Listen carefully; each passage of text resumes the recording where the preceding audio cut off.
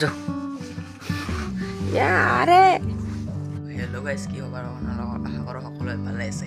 তো আজি আপোনাৰ নতুন ব্লগলৈ সকলোকে স্বাগতম জনাইছোঁ। তো আহা ভিডিঅ'টো আৰম্ভ কৰোঁ। তো গাইজ আজি মই এটা প্ৰজেক্ট বনাব লাগিছোঁ। আজি মানে প্ৰজেক্টটো এনেকুৱা ধৰণৰ মানে যোনবিলাক বয়সস্থ মানুহ আছে সেইবিলাক ঘূৰি শৰীৰ ওপৰত গৰম হ'লে সেইখিনি লেপে বা ব্লেংকেটে কাম নকৰে বা কম্বলো কাম নকৰে, তাৰমানে শৰীৰ গৰম নিদিয়ে।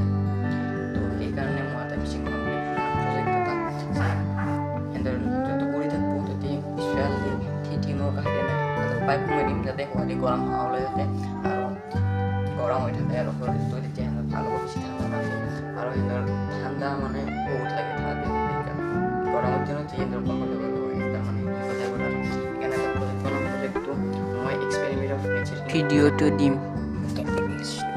চাচোনি কেনেকৈ বনাই যায়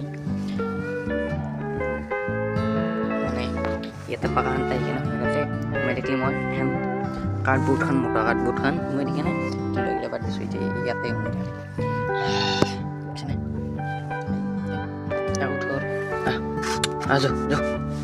আজো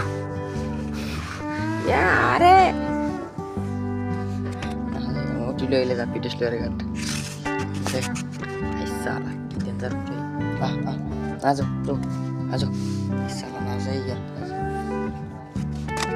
जा रे अरे या पप्पू अरे या अरे लगता है नहीं आएगा ये महा दुनिया चलो है तो पूरे शौक है मगर सो बूम मगर सो